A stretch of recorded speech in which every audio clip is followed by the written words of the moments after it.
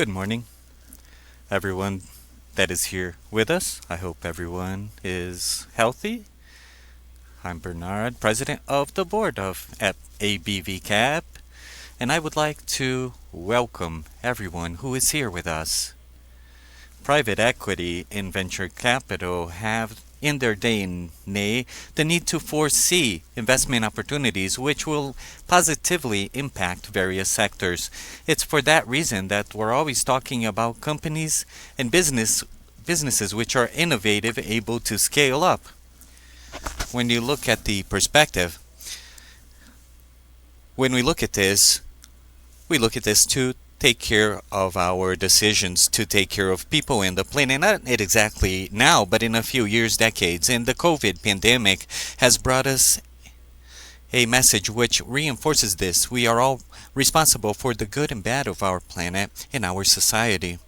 A lot is talked about conscious consumption, companies which respect the environment, and also there are requirements to extend this quality to an entire chain. The choices of the investors will be more guided to servicing these expectations and not only on financial returns. It's not for nothing that in the financial and capital markets, the ESG or ASG in Portuguese has become a mantra repeated numerous times these years. ESG fundamentals are pillars so that we can make good investment decisions and so that the companies are aligned with transparency, conscious behavior, and bringing positive impact. These are companies which can affect the return on businesses and should be integrated into our investment processes. But PE needs to be just more than mitigation. We need to have a real commitment on all of these pillars, playing a more important role to fill the gaps which delay the development of the countries, and we have to look more strategically at the investment decisions in order to minimize the differences and gaps which exist in each country. The analysis of the development objective shows us that there's lots of work to do, and the pandemic showed lots of these problems already present in the Brazilian society. The lack of opportunities for low-income youth to access good education, the lack of good housing, good water and wastewater services, and social inclusion, lack of good access to health. In general, unemployment has afflicted 15 million Brazilians. There is a call for a real commitment with sustainable development, not only from investors, but all of society, which will be what sustains the corporate chain. There's no way to sustain economy from the social. They feed each other. We're talking about a market which moves around $30 trillion and requires more and more from us. Fund managers, we are aware that it's possible to generate positive returns, sustainable returns, which are also important for the planet. Only in 2020, we invested 23 billion in private equity and venture capital by 320 companies. To end, I would like to say that it's shocking to see that the official numbers in Brazil have not seen that all of our programs could have a quicker response if the governors would adopt a positive agenda, a non-negationist agenda, if they were able to access part of the resources to enable the changes needed in the Brazilian culture. It's a loss caused to the country in terms of image, prestige. That's undoubtable. Brazil, which could and should be one of the leaders of this agenda, is now in second place, seen as a pariah. But civil society and the private sector should reverse that agenda. We're doing our part and we want to do more. We need to be proactive and to turn the game. We're going to show today on the 27th many panels, and we'll be showing you managers, investors, and companies which are leading this agenda in order to transform Brazil and the world. I would like to thank you for the sponsorship here presented by Rodrigo Menezes, the coordination of this meeting, and you who are listening to us and are participating in this meeting. I'll pass the word to Daniel Lizzo, the founding partner of Box Capital and member of the work task force at ABVCAP. Daniel, the word is yours. Thank you, Pinheiro. Good morning. good afternoon or good night, depending on where you are. Nowadays, with these virtual tools, we can be anywhere in the world. So, good morning, good afternoon, and good night, depending on where you are. This is an event like all the events that we wanted to do face to face, and we always win when we do a face to face in our breaks and taking our break. We end up networking. But even today with all this virtual equipment, we thought that it would be important for us to continue deepening our conversations on sustainable investment, which encompasses impact investment as well as ESG investment, or ASG as we call it here in Brazilian Portuguese. And it has been growing quite a bit. And like Piero said, we've seen lots of new interest and lots of new options with the pandemic starting next year. 5 years ago, we at ABVCAP started a work group. Many of the participants of this work group, almost all of them, will be present here in the roundtables today and Thursday, actually, in the conversations we'll be having. But the group had the intention and continues to have the intention of spreading information, sharing information, deep diving into knowledge, and to also bring more players into these impact and ESG investments so that these ESG and impact investments could be more significant in the Brazilian market. This event has been organized by this work group wanting to spread the information, and the information that this event generates is part of the agenda, the objective of this work group, the coordination work group. We're very happy with this group, and perhaps not directly, I don't thank them just for the work that they did here, but the work they have done with people from the market, and for them to have brought more acknowledgement, more awareness about ESG and impact investing matters. And we see that today is a very positive day because we will show you throughout these 2 days. We're going to tell you this is not just a quick trend. This is not a fad. This is a trend. This is a long-term trend. We are on board with climate changes. We're seeing growing inequality. We're seeing hygiene or sanitary challenges. When we invest, look at the impact that you are causing, be it by the chain, be it by the product or service which provides the impact. These services will be demanded more and more, and they will be ever more important or ever more significant in society's eyes as a whole. I am one of the founding partners at Fox Capital. We've been working with this topic for about 12 years. In 2009, way back then, we thought that this was an important topic which would gain huge relevance and needed to gain relevance, especially in a country like Brazil, with a continental country really, but with huge inequality. And from the beginning, there wasn't an ecosystem. There weren't many players at that time. And not many people were talking about that. We felt important that this ecosystem be developed. It's always very heartwarming, and it makes us very happy to see the growth in the number of players, the growth in the number of funds, the growth in the number of companies or interesting targets to invest in, like a few of the companies we'll see. But with this growth, of course, a few questions arise as well. The question which most happens is, what is the difference from an ESG investment to an impact investment? Another question that is often seen, they ask, hey, can you actually get financial results with impact? Don't you have to give up some profit? But what is the best structure? What is the best financial product to generate impact? Is it debt? Is it equity, private equity, VC? How can I cause impact through the financial tools that I offer, the financial products I offer?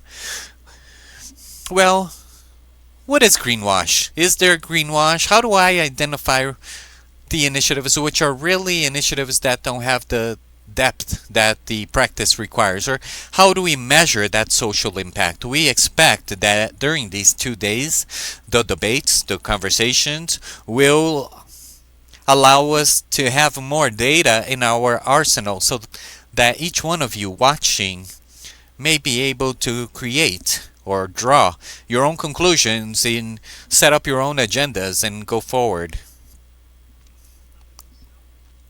We're not face to face, but we do have an event platform. I think it's important that everyone who is watching at this time interact. Please ask your questions and participate. I am certain that the event will be more interesting the more people interact, the more interaction there is. So I do ask you to be active, to help us, to have just a wonderful event. All right, I'm very happy to have these 2 days with you guys. We have professional speakers, we have offshore speakers. The content is of high caliber. Thank you everyone for your presence. I hope these days are very useful, and I will take advantage of this to call Christiana to start the agenda. Chris.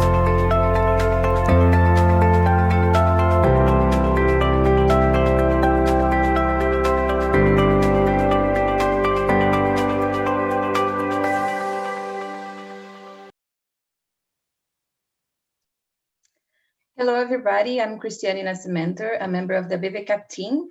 I'd like to thank Piero and Danielle for your words and to set the stage.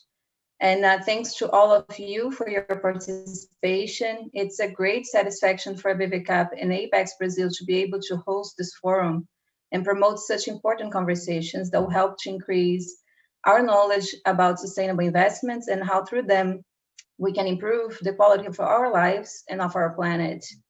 Today we have 3 sessions, each 60-minute long.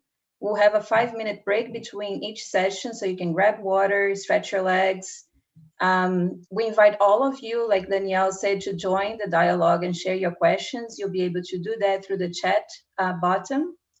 And to start the day, I'd like to invite Rodrigo Menezes, partner at the FMD Hike.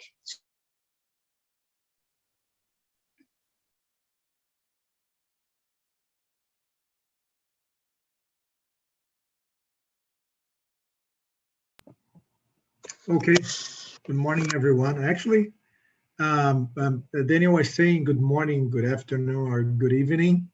And the reason that he mentioned that is because we don't know where people are right now, so people can work from everywhere. Actually, the reason that I say good morning, good afternoon, or good evening, because sometimes I really don't know if it's morning, evening, or in the afternoon. Like being on a video so many times and all day long. I mean, and probably this happened to you guys as well. Sometimes I find myself like saying good morning in a meeting that is starting 7 p.m. So good morning, good afternoon, and good evening to everyone. It's a pleasure to have you here, Wal. Once again, congrats to ABVCAP to putting this event here. It's really important for us to be discussing ESG, to be discussing impact. I like it the way that Piero and Daniel said about what is happening right now. We're going to touch this during our panel. And our panel will be the first one. We're going to be talking about ESG. So we're going to be talking, of course, that we're going to discuss a little bit impact as well. That there we are always touching ESG, is touching impact, and impact is touching ESG. But we're going to be talking about sustainable investing. So from niche to new normal, this is the theme of our event.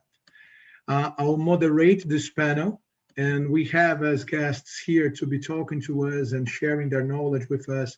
We have Patricia Genelou. She's the head of sustainable and impact investment at BTG.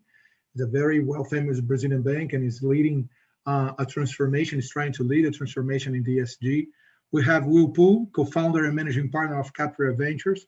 They invest in more than 20 fund managers all over the globe, so it's important to have his perspective on what is happening outside, as Pierre and Daniel said. So we have these international guests, and it's good to learn from their experience as well. And at the end, we're going to have Luciana Ribeiro, founding partner at AB Capital. They're doing a marvelous work as well. And it's good because they don't call themselves, like not even when you go, they're not calling themselves ESG or impact. They're transforming things. So, but we'll have the opportunity to have she letting us know everything that she's talking, what they are doing. I'm sorry. So starting here, so I'll let them introduce themselves a little bit and about their organizations. So we're going to start from Luciana, since I ended with her, and then we go to Will, to Patricia, and then we're going to start the panel. Luciana, good morning, and thanks for being here. Good morning, Rodrigo. Thank you so much for having me here. It's a great pleasure to be with you guys. It's not the first one that I have been with you, and it's very nice to see how the sector has been developing. So very, very nice to be here. Let me tell you a little bit about AB Capital. AB Capital is a private equity firm, and we were born not trying to conceptualize us under any box, let's say, but with our souls pointing to what we think that is the right thing to do. And we truly believe at AB Capital of putting together profit and purpose. And we do that by addressing Brazil's structural gaps, social gaps, environmental gaps, some governance gaps. So the way that we are trying to make a difference and putting together profit and purpose is by trying to help Brazil to transform its main problems. Let's see, we are looking forward to find problems and trying to solve those problems. AB Capital is a mainstream firm. We are looking for returns above 25%. So a very traditional firm, but that has in its soul this vision of putting together profit and purpose. And I'll be glad to share some cases with you in a couple of moments. Thank you, Luciana. Thanks for introducing yourself. Will, it's your time. Good morning. For you, I believe that is really good morning. So it's still early in the morning for you. So maybe you can say like something regarding like maybe late at night, but it's good morning, Will. I'm glad to have you here. Thanks a lot. The sun is actually up in Seattle, although in the winter, when I talk to my friends in Brazil, the sun is not up. So anyhow, I'm glad to be here. And just briefly about us, Capri is a VC firm investing in early stage and early growth equity in the global South, and which we define as Latin America, South and Southeast Asia, and Africa. And there's two things that really set us apart. First is that we invest exclusively with local partners who are leading experts in their regions and sectors. And second is that our partners' deals are all risk screened for ESG, and they're managed for impact and sustainability. So our investors include IFC, Ford Foundation, and Gates Ventures. Two of our partners here in Brazil are X8 Investimentos, who invests much needed growth capital in the circular economy, and also SP Ventures is the leading ag tech fund in Latin America. You know, we don't manage for impact and sustainability just to make the world a better place. We also know that our investors will make more money, but when we do so. And as an example, over the course of the pandemic, our global portfolio of 70 companies has had only 4 write-downs, and only one of those was caused by the pandemic. So I'm looking forward to sharing our global perspective on ESG and impact, and please let's go forward. Thank you, Will. Thank you for sharing, for introducing yourself. Your time, Patricia. Welcome. Good morning. And I like your background with all this forest behind you. So we are at the right moment. I'd like to have you, to see you this way. Please go ahead. Good morning once again. Thanks, Rodrigo. Yeah, it's a bit thematic on the theme, right? It's a pleasure to be with you at ABVCAP today with Luciana and Will. Let me just talk briefly about BTG. We are the largest investment bank in Latin America, so we have been around for over 35 years, and we have a huge, solid background on delivering solid returns to our clients on different asset classes. So what we have been doing is to basically, for at least 6 years, develop sustainability as part of our culture on how we conduct our businesses. But we also started to study a bit of the market movements that were happening outside. So we understand that other geographies have much more mature markets. But what was going on in Latin America was still at a very embryonic stage. So we were underserved on sustainable investing products. We had only a few players with shy volume. So what we did in BTG was to see this rising tendency that we have, and we decided to launch our sustainable and impact investing division, specifically to be dedicated to such market development. So Danielle talked a bit in the introduction about how this is becoming mainstream. So what we want to do is to increase the volumes that are destined to it, educate, and also build this ecosystem that is really healthy in the tendency that we believe that the market should be moving to.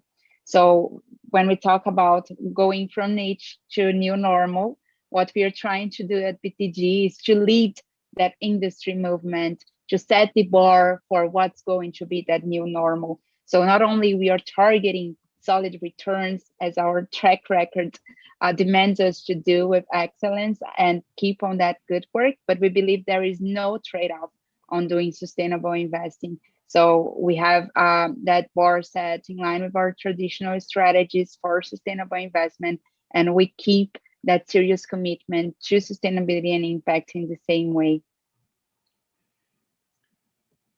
Thanks, Patricia, for introducing yourself and for introducing BTG and what you guys doing. And since I believe that you already started a little bit our panel, like talking about some of the initiatives that you guys are doing, so I'll continue actually with you. So and Daniel said that this is not a hype, it's a trend.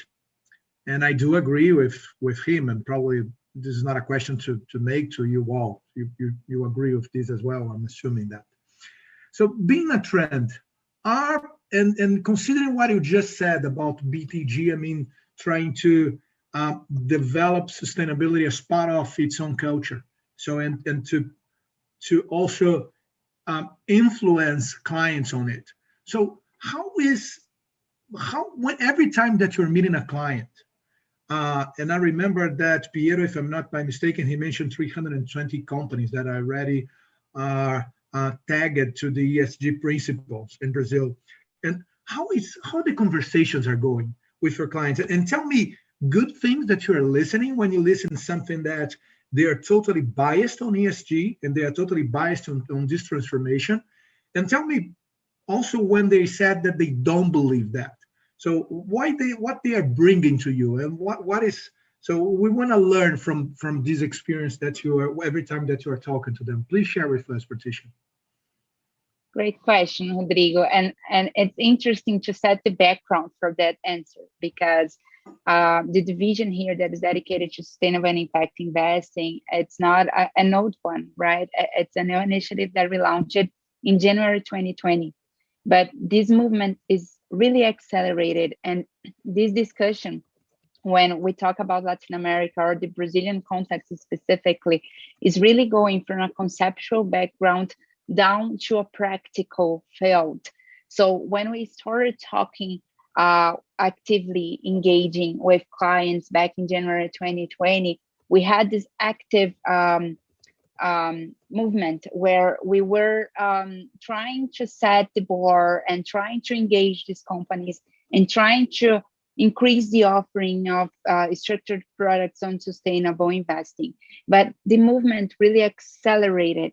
And during the pandemic, I believe that tendency grew a lot in Brazil, and it became more practical for companies. So not only we have the public opinion setting the bar, we also have the investor community being more active, engaged on, demanding from the companies to act in that direction. And the financial institutions as well are playing their role on educating, engaging, and setting these new products with the sustainability culture being created within these companies that are our clients. So when we engage into a conversation with those companies, it's amazing how it changed from what their behavior was, a few years ago, where sustainability was not really a thing or really a concern, or even not part on how these companies were managing their businesses. But now it is perceived not only as a new rule, so the new way of working, but also a new opportunity. So we are being actively demanded by companies. They are trying to set products that communicate their sustainability strategies and to actually access this new market, these new pockets. They are rising as this new opportunity in the market, not only in intangible manners, so increasing these companies' practices targeting marketing or communication with the community in general, but also in tangible fields. So when we talk about pricing, we see this offshore tendency already happening, and this discussion is being brought to the Brazilian context in a really accelerated movement. So these companies, they're actively demanding for the structuring of sustainable investing products, and they are really receptive on this educational work, on this engaged work between the financial institutions and themselves on actually building this culture, on actually building the best internal practices that they may have, and engaging with product structuring that communicate those new strategies.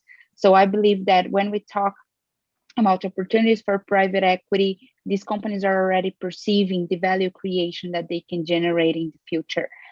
When we talk about sustainable finance in the debt capital markets, we see this huge opportunity that is also growing in Latin America. So even though we are shy with only 2% of the global market, our pipeline is full of companies that are really trying to engage in that sense.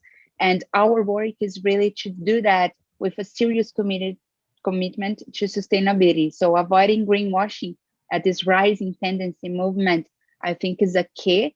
And working together in cooperation of such market development is something that is really crucial for us at this moment where we have these intangible and tangible benefits being perceived.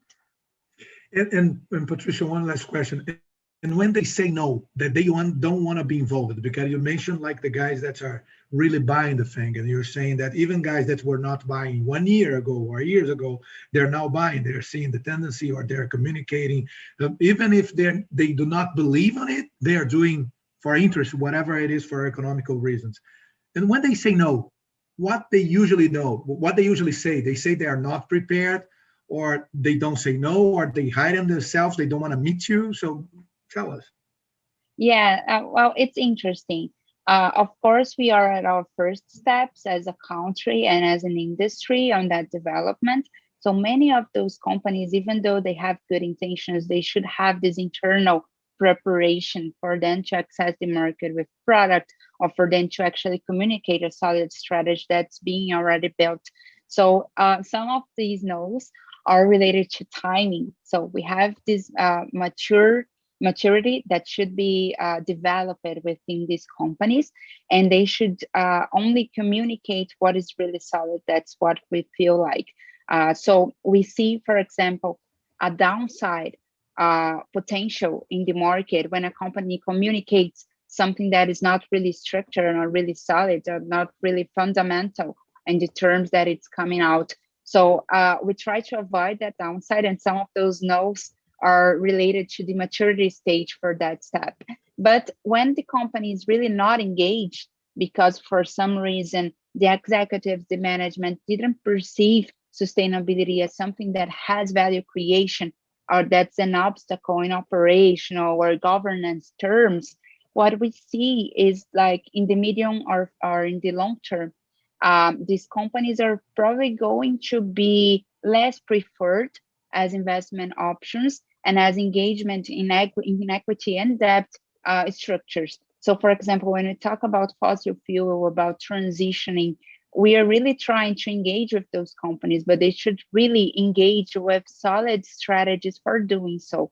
And avoiding the thing is going to lead them to a medium-term position where it's going to be much more complicated to access a solid investor base. So we do highlight this downside. I think it is very well perceived, but sometimes we still have this short-term direction by the management that we do believe that in the medium and long term will be penalized. Good to know. In the end, everybody's coming. It's just my conclusion after this first part is that it's a matter of timing. So are being prepared, and sometimes maybe some of them will take a long time to be prepared, but some of them are getting ready. Okay, so let's move. Luciana, I still would like to remain on this topic and would like to hear from you. When you went to talk to your LPs and you were fundraising, so you're a private equity and you go to your website and you said by yourself, you're a private equity. But once again, I really like the way that marketing yourselves, and not only marketing, but also act the way that you're marketing, which is this transformation. Is this thesis also good with LPs? I mean, it's so better when you start saying that this is what we want to do. And second question, so the fact that you are navigating this type of sea where it's new, it's going very fast. Of course, that people are learning very fast, but it's still new. And so do you believe that you have less competition when you are looking at portfolio companies with this mindset of investment? So I would like you to touch bases in these two different points, from the investor perspective, and also when you're talking to an entrepreneur and to the companies that will become portfolio companies. Go ahead. You're mute. Perfect. Thank you, Rodrigo. Let me give a step back here. I think that when we are talking about LPs, as Will mentioned, we need to address the business opportunity. At AB Capital, we truly believe that solving structural gaps will benefit the world, but also will create value. We have a motto here that we have been saying a lot, that is, green and social is the new tech. What do we want to say by that? I come from a media company back in the years, okay? And newspapers, TV, radios, you guys know the story. And digital has transformed completely the industry. But not just media. The reality is that digitalization has transformed pretty much all industries, everything, banks, you name it. We truly believe that sustainability, and by sustainability, I mean looking at investments on the perspective of the planet and of the people that are in the planet, will change pretty much every single business that is today in the planet. And I'm not just talking about transforming business that have in their core something related to sustainability. I'm talking about traditional business that, because they believe in the sustainability argument, or because they are feeling in their pockets the pain of not believing in it, everybody is adapting. And there was a big change in the last, I would say, I started this journey 5 years ago, as you asked before. 5 years ago, nobody was talking about it.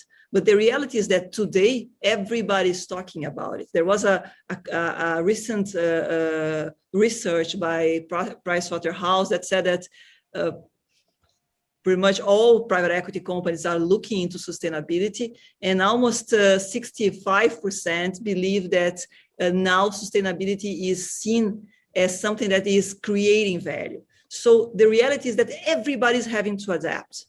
And by everybody having to adapt, you do have a very important business opportunity here. By doing good, you are also creating very interesting business opportunities. And this is, in my opinion, the conversation that we need to have with our LPs, and that we at AB Capital are having with our LPs.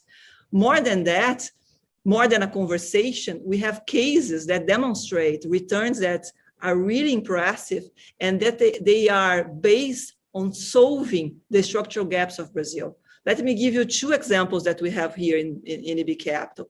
First example, we are being able to do what we are doing here, a video conference, because pretty much everybody in their homes have a good quality of internet. Unfortunately, that's not the reality in Brazil. 75% of the people don't have a good broadband access in their homes. And the impact of that, unfortunately, is terrible. So we are at AB Capital addressing the digital gap by bringing fiber optics to many different cities. So a very, very touchable and direct opportunity with strong results, and that brings, of course, a solution to a problem that is a social problem of all of us. Second example that I wanted to give you, we have here an investment on what in the States is called vocational training. In Brazil, it's called technical education. basically we are forming people for high touch or high tech skills, much needed. People are graduating in 12 to 18 months, and they are being employed just after that. Usually we have 90% of our students that graduate be employed. So what we are solving here in Brazil, there is a big problem in terms of skilling. This is a worldwide problem, but in Brazil it's even worse because we do have 14% of people unemployed. And when you take the youth parcel of the youth, you are talking about almost 40% of people that are unemployed. And the problem is not just lack of job opportunities. The problem most of the time is the lack of skills to be employed. And therefore, if you are able to skill this population, you're going to have a huge benefit for the entire country and for the people that are going to be employed. So here are two very simple cases of problems that were identified, the skill gap and the digital gap, and that by bringing a good business solution that is scalable, we are bringing returns to our investors, but we are at the same time making good things for the planet and for society. Talking about companies, okay, and just to finalize here. I think that people are understanding that green is the new tech. So I think that when you talk to people about scaling their businesses in something that is not a fad, but it's something really a trend that's coming, is a mega trend that is relevant for the business, I think that's much easier to convince the entrepreneurs to join your fight. And most of the companies are already doing this fight, are already aligned with this speech. So I think that there's a lot of greenwashing, but honestly, I'm an optimistic. I think that people are really understanding the value of doing good. I like it. It was new to me that green is social is the new tech.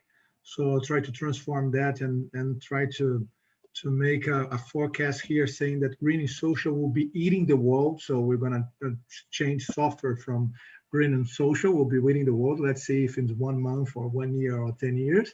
So let's say that. And another thing that I would like to explore with you is that you mentioned like these two businesses. So one is the education business. The other one is on the broadband, the cable side. And actually, I'm always, although you said that we have internet at our home, so I'm always praying that my internet does not break or fall, like every time that I'm in a panel like this. And so we're still praying, even when we do have. When you went to talk to these guys, you mentioned the following, that you are convincing them to adopt your thesis. So it's not only from the thing of the perspective as a business, but also and the mindset of changing things, transforming things. They are buying that. Of course, that this is maybe an easy sell because everybody will say that I'll buy that. It's green and social. It's for the benefit of the world. It's good and so on. But once impact in my pocket, because maybe I'll have to spend more money because I'm not only scaling my company, but I'm scaling my company on a different business.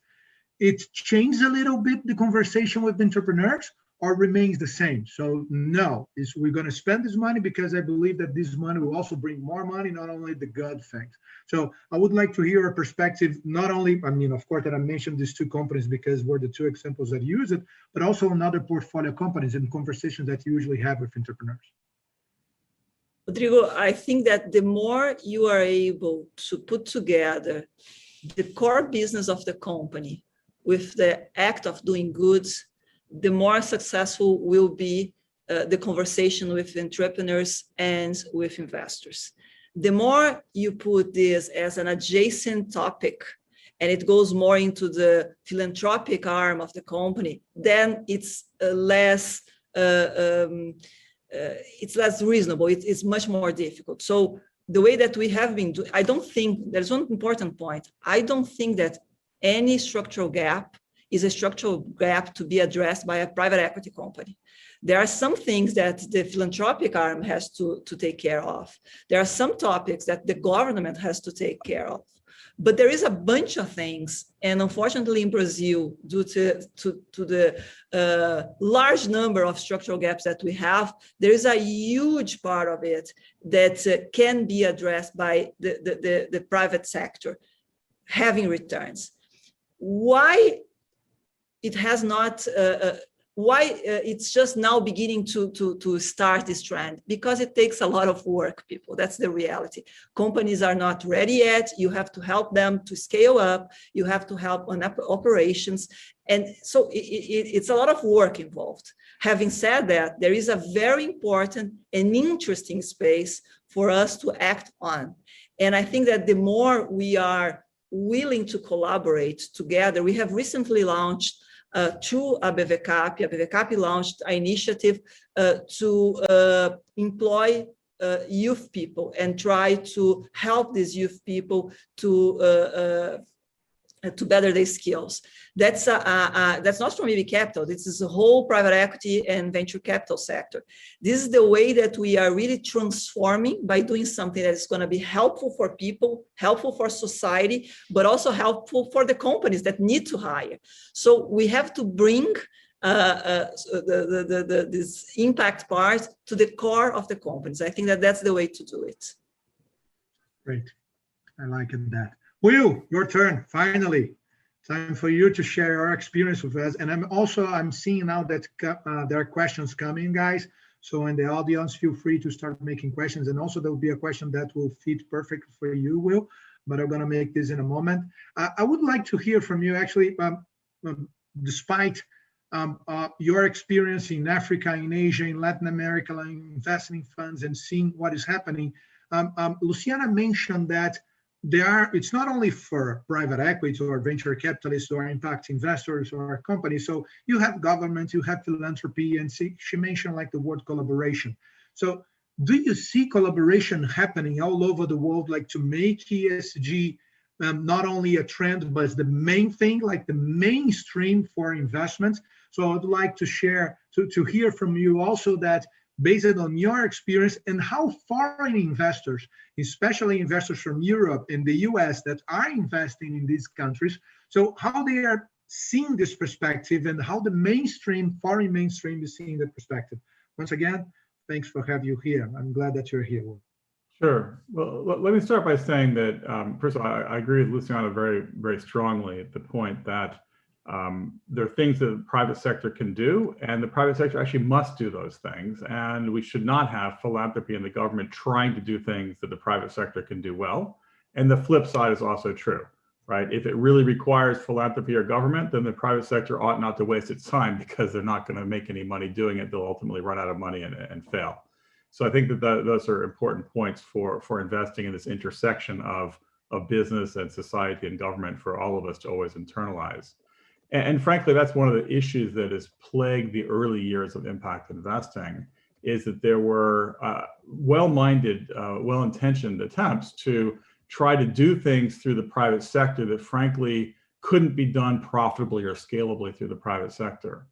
And maybe they could make a little bit of money, maybe they can give half the money back, maybe they can make a small return. But that, I think, has somewhat tainted the view of impact investing in ESG's principles for the global markets in the past. And I think that's now evolving, and I'm pleased to see that evolving. And one of the key points of evolution to me has been watching the largest asset manager in the world, BlackRock. Larry Fink, the CEO, is for 3 years in a row wrote about the fundamentals of sustainable and principled investing, and how this has to be done across all of the companies that they invest in. The ESG must be there, or they will be punished effectively, meaning that the LPs will walk the other way. And so I do see that trend happening on a global basis, and it's a trend that plays well to what everybody at this conference is thinking about.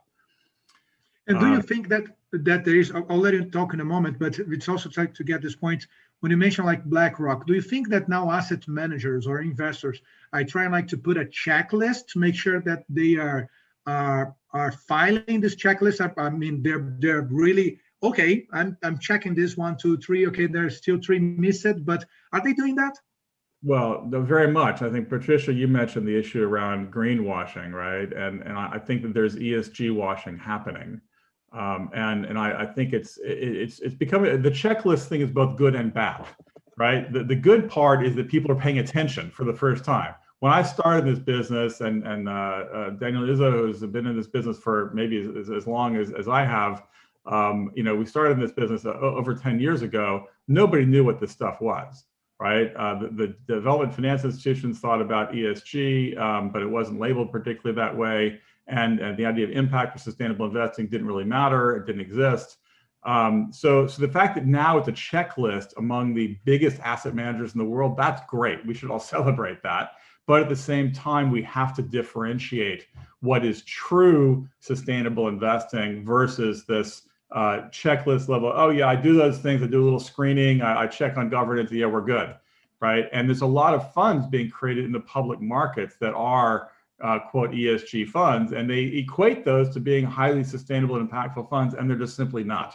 And so there's going to be a continued evolution of how those of us that are building things that are truly sustainable need to market that and prove that, to show that both the sustainability and the returns are there, and that those that are doing the checklist level ESG washing will be differentiated and called out for who they are.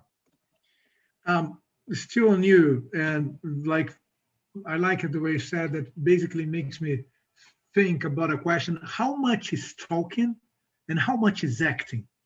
So because the checklist thing is that you're doing it's good, like, to hear that people are talking, but how much is acting?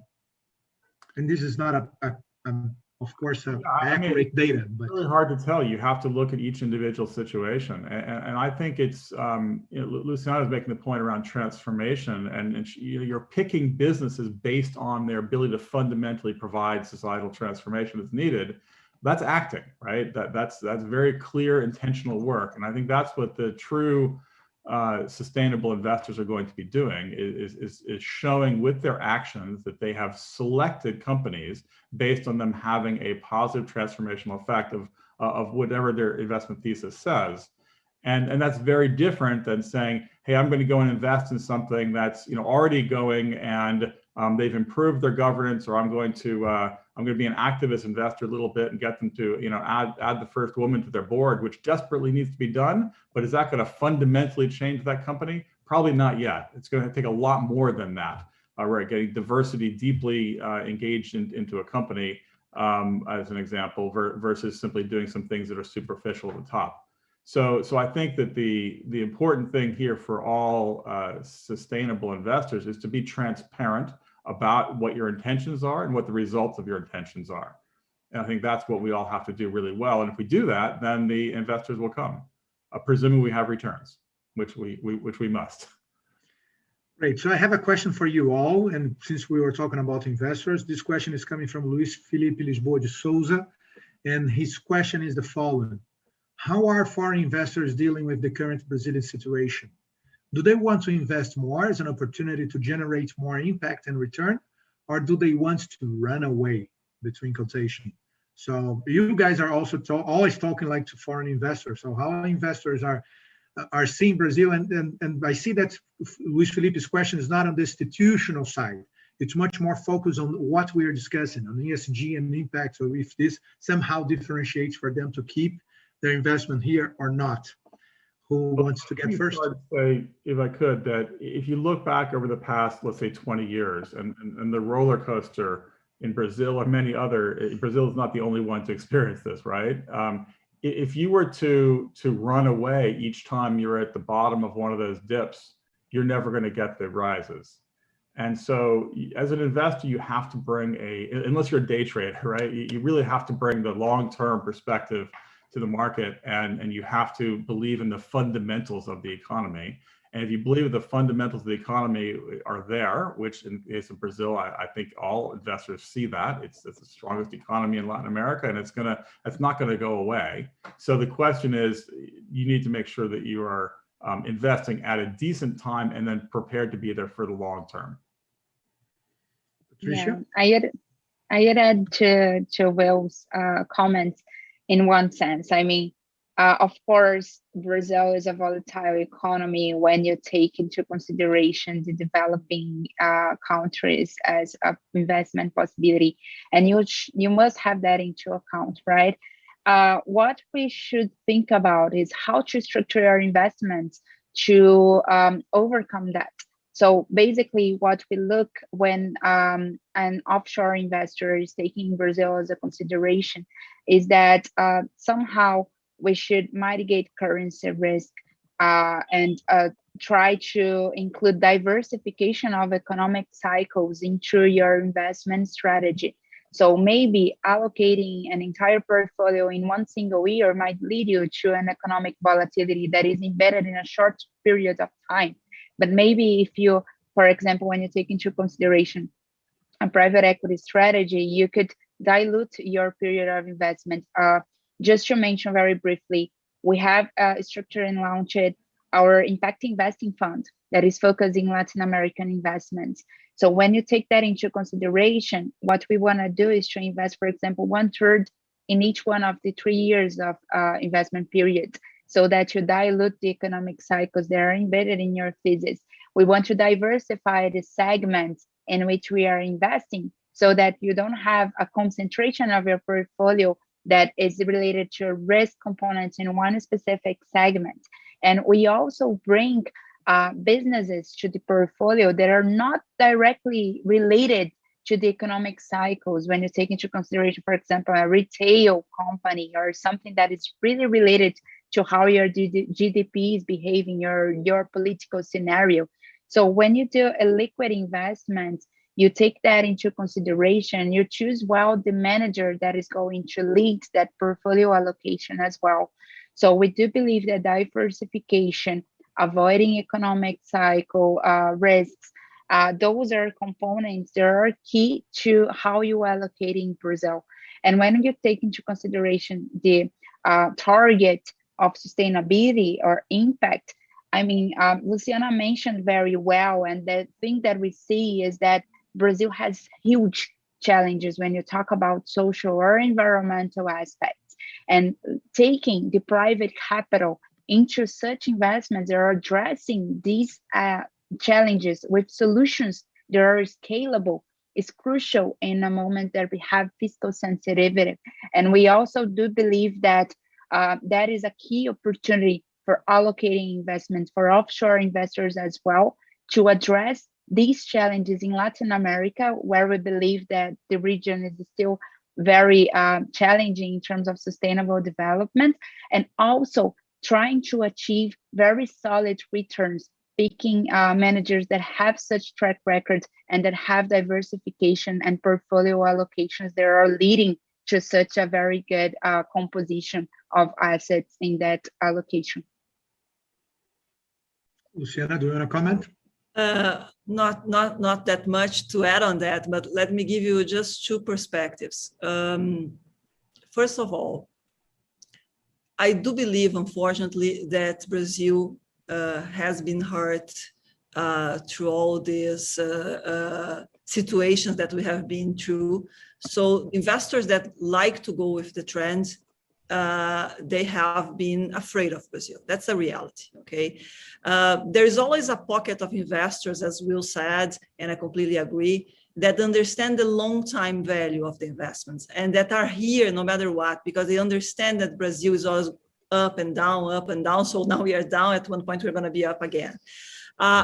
But when you take, so there are investors that see the fundamentals, but there are unfortunately many investors that go with the trend, and those are scared with Brazil. First point.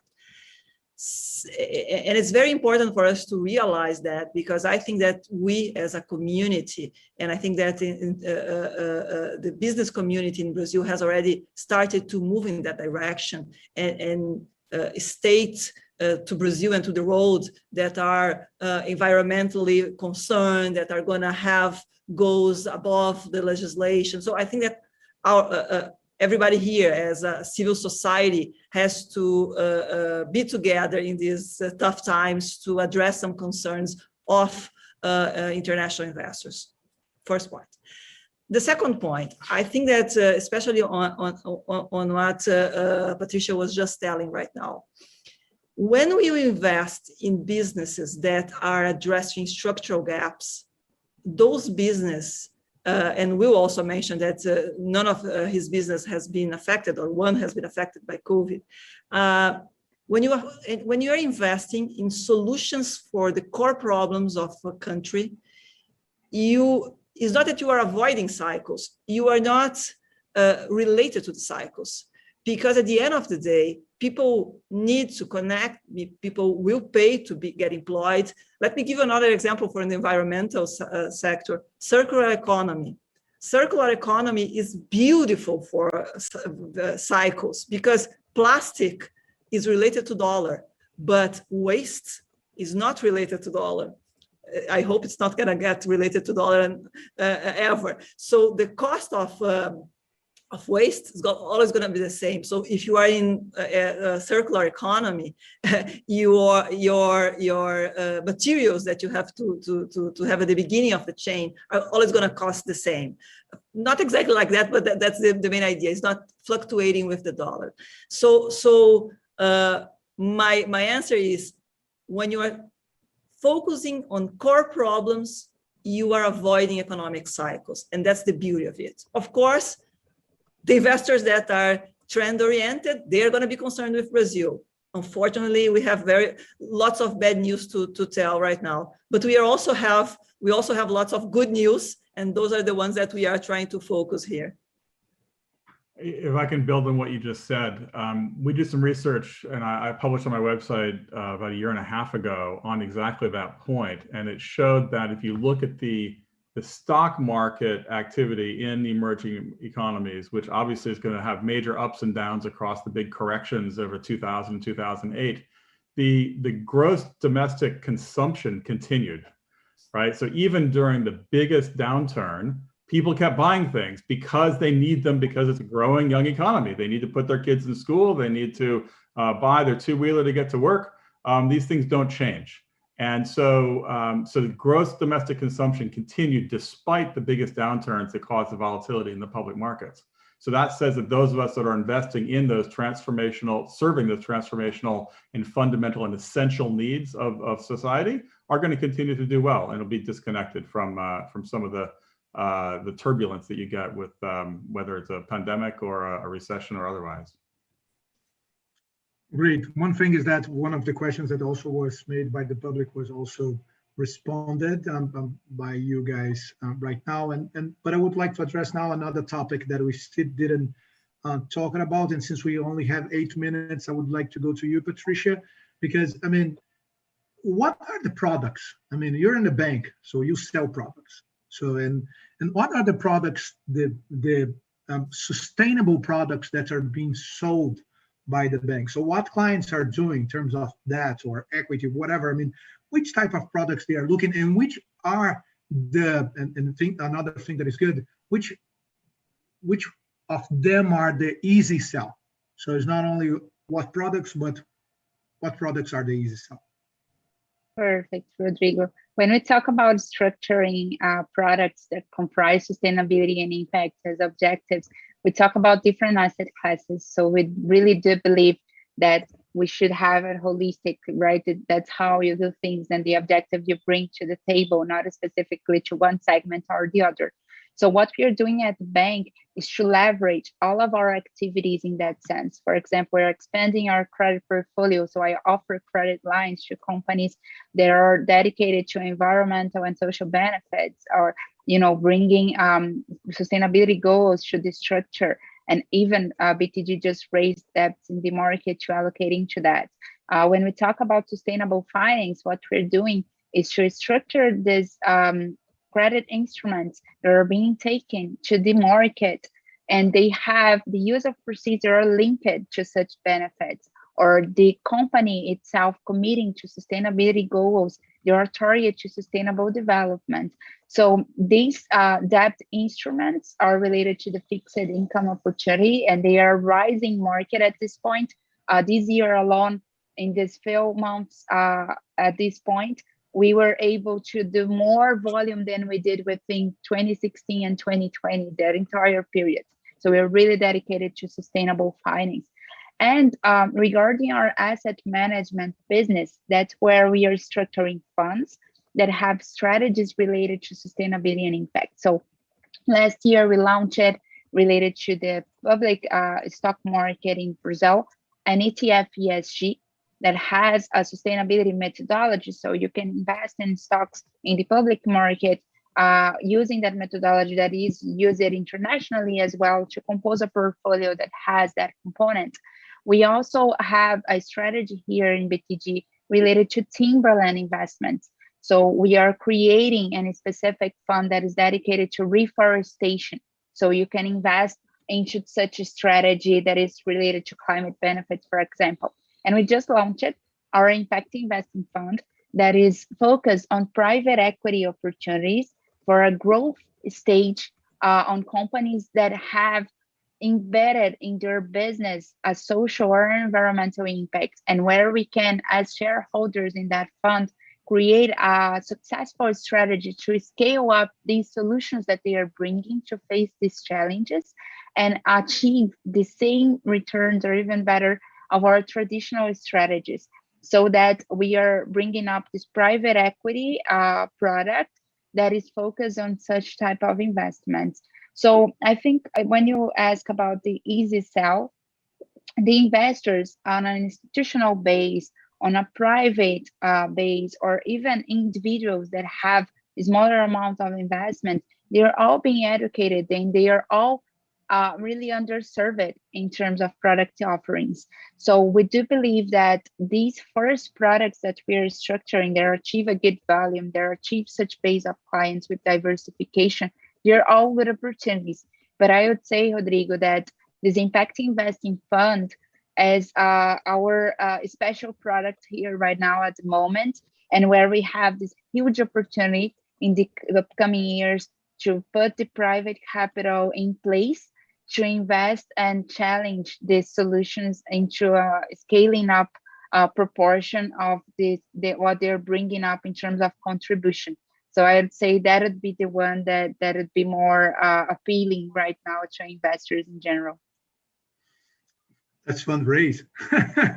One question, Patricia. You mentioned about the credit products.